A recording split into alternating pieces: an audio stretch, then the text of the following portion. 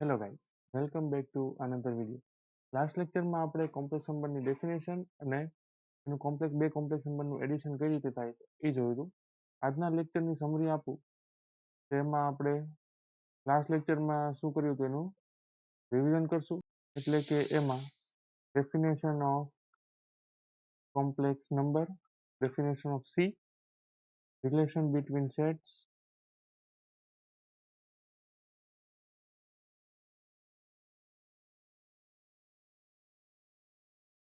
N, Z, Q, R અને C આમની વચ્ચે શું રિલેશન છે ઈ, અને subtraction of complex number. આ જે ટોપિક છે એ આપણે આજના લેક્ચરમાં કવર કરશું. So let's start.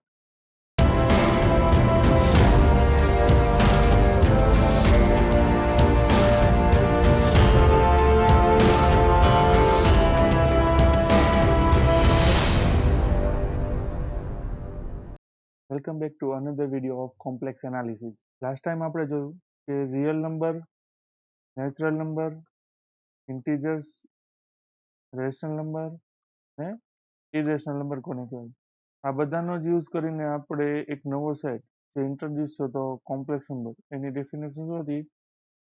x plus iy where x, y belongs to R and I is equal to under root -1 or I square is equal to -1. તો કે જે બે નંબરને હું x plus iy સ્વરૂપમાં લખી શકું, જેટલા પણ નંબરને, એ બધાને શું કહેવાશે? કોમ્પ્લેક્સ નંબર કહેવાશે. પછી એક વસ્તુ જોઈ હતી કે બે કોમ્પ્લેક્સ નંબરનું એડિશન કઈ રીતે થશે. તો ઉદાહરણ તરીકે બે કોમ્પ્લેક્સ નંબર z1 બરાબર x1 plus iy1 અને z2 બરાબર x2 plus iy2 લઉં તો આ બે કોમ્પ્લેક્સ નંબરનું એડિશન z1 plus z2 આ કઈ રીતે થતું હતું કે બે કોમ્પ્લેક્સ નંબરનું એડિશન એ રીતે થાય કે જેમાં કોમ્પ્લેક્સ નંબરના રિયલ પાર્ટનું એડિશન, z1 નો રિયલ પાર્ટ શું છે? x1, z2 નો રિયલ પાર્ટ શું છે? x2. તો હું x1 plus x2 કરું એ જ મને રિઝલ્ટન્ટ z1 plus z2 નો રિયલ પાર્ટ મળશે પ્લસ આયોટા. ઇમેજનરી પાર્ટનું એડિશન કઈ રીતે થતું હતું? તો કે જે બે નંબરનું એડિશન કરું છું એમનો ઇમેજનરી પાર્ટ એટલે કે y1, બીજા કોમ્પ્લેક્સ નંબરનો રિયલ પાર્ટ y2 અને એ બંનેનું શું થશે? એડિશન. આ છે એ તમને રિઝલ્ટન્ટ બે કોમ્પ્લેક્સ નંબરનું એડિશન મળે. અહીંયા બે કોમ્પ્લેક્સ નંબર લીધા છે. આ પણ એક કોમ્પ્લેક્સ નંબર થયો કારણ કે x1 અને x2 એ બંને r માંથી હતા, તો એમનું એડિશન પણ r માંથી થાય. એટલે કે હું આને ઉદાહરણ તરીકે x કહી દઉં તો x3 કહું છું તો x3 belongs to r થઈ ગયું પ્લસ i. એ જ રીતે y1 અને y2 આ પણ r માંથી છે તો y1 plus y2 એ પણ r માંથી થશે. તો એને ઉદાહરણ તરીકે કહું છું y3. તો z1 plus z2 બરાબર x3 plus iy3 એટલે કે બે કોમ્પ્લેક્સ નંબરનું એડિશન પણ તમને શું આપશે? Complex number. પછી એવા પણ ઉદાહરણ જોયા હતા કે બે કોમ્પ્લેક્સ નંબરનું એડિશન કરું તેમાં મને અહીંયા જે નંબર મળશે રિયલ પાર્ટમાં એ અને અહીંયા મળશે 0 આયોટા. અથવા બે કોમ્પ્લેક્સ નંબરનું એડિશન કરું તો મને રિયલ પાર્ટ છે એ 0 મળશે અને અહીંયા કોઈક આયોટા x કરીને કોઈક નંબર મળશે. તો આ કેસ છે એ તો ઓબ્વિયસ વસ્તુ છે કે આ કોમ્પ્લેક્સ નંબર જ થશે કારણ કે 0 છે એ r માંથી છે, અહીંયા જે નંબર આવશે એ પણ r માંથી આવશે. શું કામ? કારણ કે જે નંબરનું એડિશન થશે એ y1 અને y2 બંને પોતે રિયલ નંબર છે અને બે રિયલ નંબરનું એડિશન ઓલવેઝ રિયલ નંબર જ થશે. આ કોમ્પ્લેક્સ નંબર થશે. આ કેસ વિશે થોડીક મારે ચર્ચા કરવી છે. ઉદાહરણ તરીકે બે કોમ્પ્લેક્સ નંબર લઉં છું. એક લઉં છું z1 બરાબર 3 minus 3i અને બીજો નંબર લઉં છું z2 બરાબર 4 plus 3i. મારે ફાઇન્ડ કરવું છે z1 plus z2 એટલે કે બે કોમ્પ્લેક્સ નંબરનું એડિશન. કોમ્પ્લેક્સ નંબરનું એડિશન કઈ રીતે થાય? તો કે જે બે કોમ્પ્લેક્સ નંબરનું એડિશન કરવું છે એમના રિયલ પાર્ટનું એડિશન એટલે 3 અને અહીંયા 4. આ એનો રિયલ પાર્ટ, આ z2 નો રિયલ પાર્ટ પ્લસ આયોટા. હવે શું આવશે? ઇમેજનરી પાર્ટમાં ઇમેજનરી પાર્ટનું એડિશન. આનો ઇમેજનરી પાર્ટ શું થાય? -3. આનો શું થશે? +3. તો -3 plus 3, 3 plus 4 એટલે 7 અને અહીંયા આવશે 0 આયોટા. તો આ કયો નંબર થઈ ગયો? 7. બે કોમ્પ્લેક્સ નંબરનું એડિશન શું મળ્યું? જોતા એવું લાગે છે આ રિયલ નંબર છે, પણ હું આને કોમ્પ્લેક્સ નંબર પણ કહી શકું. કઈ રીતે? આ બે નંબર સેમ જ છે. 7 belongs to R, 0 belongs to R. તો 7 plus 0 iota. એટલે આ કોનું ફોર્મ થઈ ગયું? કોમ્પ્લેક્સ નંબરનું. અને આ કોમ્પ્લેક્સ નંબરના ફોર્મને હું રિયલ નંબર તરીકે પણ લખી શકું છું. તેના પરથી એક રિલેશન મળે છે રિયલ નંબર અને કોમ્પ્લેક્સ નંબરનું. શું? તો કે હું ઇન જનરલ કોઈ લઉં છું x, આ છે રિયલ નંબર લઉં છું, એટલે કે x belongs to R. તો હું x ને આ રીતે પણ લખી શકું, x plus 0 iota. 0 સાથે કઈ પણ ગુણાય તો 0, અને 0 plus x એટલે 0 માં કોઈ પણ નંબર એડ કરો તો એ નંબર પોતે મળશે. પણ x છે એ બિલોંગ્સ ટુ r હતું, એટલે આ બિલોંગ્સ ટુ શું થઈ ગયું? r. 0 છે એ પણ રિયલ નંબર આવે છે, તો 0 છે એ પણ રિયલ નંબર. તો r નો element plus r into i, એટલે આ કોનો એલિમેન્ટ થઈ ગયો? કોમ્પ્લેક્સ નંબરનો એલિમેન્ટ થઈ ગયો. તો આના પરથી તમે જે સેટ થિયરીમાં ભણીને આવ્યા છો એ જ કન્ડિશન અહીંયા લખું. x belongs to a, that implies x belongs to b. આનો મીનિંગ શું થાય? a subset b. શું? તો કે જે એક a ના સેટમાંથી હું એલિમેન્ટ x લઉં છું, અને એ સેટ થિયરી નાના જે રિલેશન હોય એની ઉપરથી હું જો એવું બતાવી દઉં કે એ સેટ b માં પણ છે, આનો મીનિંગ થાય a છે એ b નો સબસેટ થાય. આ x છે, આ સેટ ને હું કહું છું a. આ પણ x જ છે, કારણ કે x plus 0 i એટલે x જ થશે. અને આ સેટને કહું છું b. તો જો x belongs to a, that implies x belongs to b. આના પરથી રિઝલ્ટ શું મળ્યું? ઇમ્પોર્ટન્ટ રિઝલ્ટ છે r સબસેટ c. એટલે કે રિયલ નંબર છે એ કોમ્પ્લેક્સ નંબરનો સબસેટ થશે. તો જો n એટલે શું હતું? 1 2 3 અપ ટુ સો ઓન. પછી z એટલે શું હતું? નેગેટિવ ઇન્ફિનિટી ટુ -3 -2 -1, 0 1 2 3, પછી ટુ સો ઓન. એના પછી q.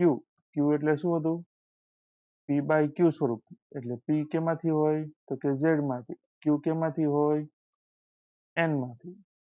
પછી રેશનલ નંબર હતું. રેશનલ નંબર એટલે જેને આ ફોર્મમાં ના લખી શકું p બાય q સ્વરૂપમાં, એ થશે રેશનલ નંબર.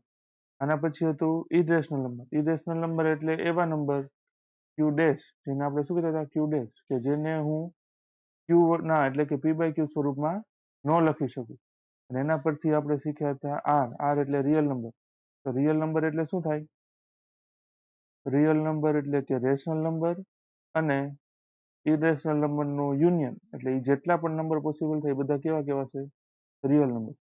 હવે સબસેટ માટે વાત કરીએ તો તમે જો 1 2 3 અપ ટુ ઇન્ફિનિટ છે એ આ નંબરમાં આવે જ છે.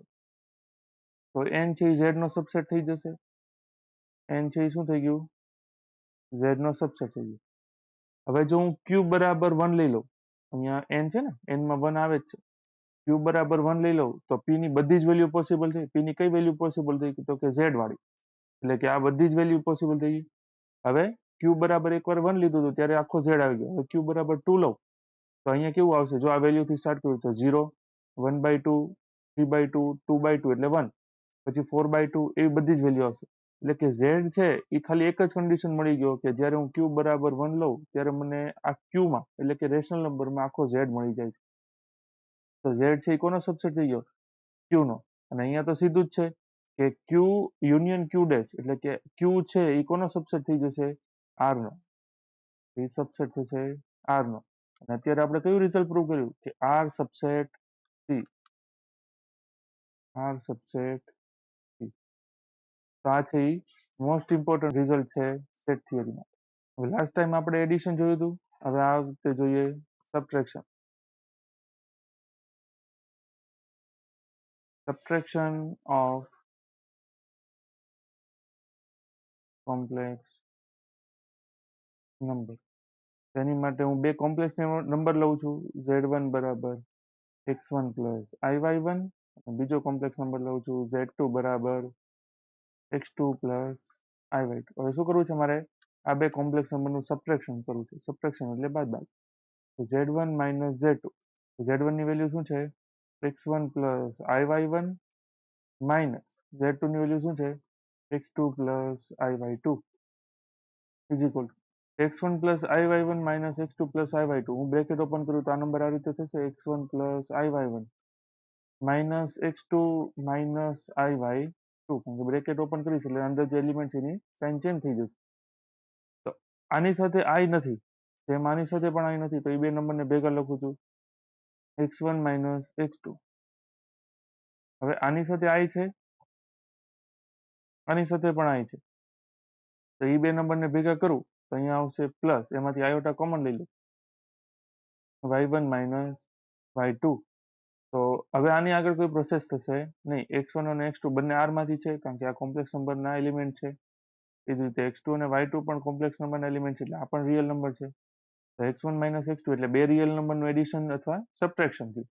તો આ પણ એક રિયલ નંબર જ મળશે. ઉદાહરણ તરીકે x3 પ્લસ i, y1 પણ રિયલ નંબર, y2 પણ રિયલ નંબર, તો એ બંનેનું સબટ્રેક્શન પણ એક રિયલ નંબર મળશે. ઉદાહરણ તરીકે y3, wear x3 is equal to x1 minus x2 belongs to r, y3 is equal to y1 minus y2 belongs to r. તો જો આ પણ રિયલ નંબર છે, આ પણ રિયલ નંબર છે, તેના પરથી શું થઈ ગયું? તો બે કોમ્પ્લેક્સ નંબરનું સબટ્રેક્શન, એ પણ શું મળ્યું મને? કોમ્પ્લેક્સ નંબર મળ્યો. હવે જેમ એડિશનમાં હતું કે એમના રિયલ પાર્ટનું એડિશન થાય પ્લસ ઇમેજનરી પાર્ટનું એડિશન થાય, એ જ રીતે સબટ્રેક્શનમાં શું આવે? બે કોમ્પ્લેક્સ નંબરના રિયલ પાર્ટ એટલે કે x1 અને x2 એનું રિઝલ્ટન્ટ શું મળે? એનું સબટ્રેક્શન મળે, એટલે કે x1 માઇનસ x2. y1 અને y2 એના ઇમેજનરી પાર્ટ છે, તો બંનેના કોમ્પ્લેક્સ નંબરના સબટ્રેક્શનમાં શું મળ્યું? y1 માઇનસ y2, એટલે કે એમના ઇમેજનરી પાર્ટનું સબટ્રેક્શન મળ્યું. હવે એક ઇમ્પોર્ટન્ટ પ્રોપર્ટી જે આપણે કહી શકીએ, ઉદાહરણ તરીકે હું z1 બરાબર લઉં છું 5 પ્લસ 6i અને z2 બરાબર લઉં છું 7 પ્લસ 9 iota. મારે ફાઇન્ડ કરવું છે z1 plus z2. z1 plus z2 એટલું શું થાય? તો કે એમના રિયલ પાર્ટનું એડિશન, એટલે 5 પ્લસ 7 પ્લસ iota. ઇમેજનરી પાર્ટમાં શું આવશે? 6 પ્લસ 9. 5 પ્લસ 7 એટલે 12 પ્લસ iota, 6 પ્લસ 9 એટલે 15. તો આ કોમ્પ્લેક્સ નંબર શું મળ્યો? 12 પ્લસ 15 iota. હવે જો હું આના જ પરથી z2 પ્લસ z1 ફાઇન્ડ કરવું હોય તો z2 એટલે એમના રિયલ પાર્ટનું એડિશન. રિયલ પાર્ટ પહેલા કોનો લેવાનો? z2. જો અહીંયા z1 હતું એટલે 5 લીધું, z2 છે તો 7, તો 7 પ્લસ 5 પ્લસ iota શું આવશે અહીંયા? 9 પ્લસ 6. તો આ શું થશે? 12 પ્લસ 15 iota. એટલે બે કોમ્પ્લેક્સ નંબર માટે z1 plus z2 is equal to શું થશે? z2 પ્લસ z1 થશે. આ છે એ એડિશનની પ્રોપર્ટી છે. આવું સબટ્રેક્શન માટે પોસિબલ થાય કે ના થાય? બે કોમ્પ્લેક્સ નંબર કયા લીધા છે? 5 પ્લસ 6i. મારે ફાઇન્ડ કરવું છે z માઇનસ z2. તો 5 plus 6i minus 7 plus 9i. આનો શું આન્સર આવશે? 5 minus 7 plus 6 minus 9 iota minus 2 minus 3i. આ મને મળ્યું z1 minus z2. હવે એના પરથી શું મેળવશું? z2 minus z1. z2 એટલે શું હતું? 7 plus 9 iota minus 5 plus 6 iota. આનો આન્સર શું આવશે? 7 minus 5 plus 9 minus 6 iota. 7 minus 5 એટલે 2 પ્લસ 9 minus 6 એટલે 3 iota. તો જો z1 અને z2 નો આન્સર શું હતો? -2 -3. અને અહીંયા શું આવ્યું? +2 +3i. એટલે z1 minus z2 અને z2 minus z1 આ ઇક્વલ થશે નહીં. જ્યારે એડિશનમાં છે બંને ઇક્વલ થશે. આ ઇક્વલ કઈ રીતે ક્યારે થશે? તો કે z1 minus z2 છે એ થશે માઇનસ z2 માઇનસ z1. જો આમાંથી માઇનસ કોમન કાઢી લો અથવા આને માઇનસ વડે મલ્ટીપ્લાય કરું તો -2 -3i થઈ જશે. અને જો આ -2 -3i જ અહીંયા હતું, અહીંયા હું z1 માઇનસ z2 લખી શકું, પણ કેવા આવ્યા? માઇનસ આવ્યા. એટલે અહીંયા મેં આ રિઝલ્ટ લખ્યું છે. તો એડિશન માટે તો આ કઈ પ્રોપર્ટી સેટિસ્ફાઈ થઈ? આવી x plus y that equal to y plus x. પણ જ્યારે કોમ્પ્લેક્સ નંબર માટે x minus y does not equal to y minus x, એ પ્રોપર્ટી સેટિસ્ફાઈ કરતું નથી. જ્યારે એડિશન છે એ પ્રોપર્ટી સેટિસ્ફાઈ કરે છે. તો મિત્રો નેક્સ્ટ લેક્ચરમાં આપણે જોશું multiplication of two complex number. Thank you for joining.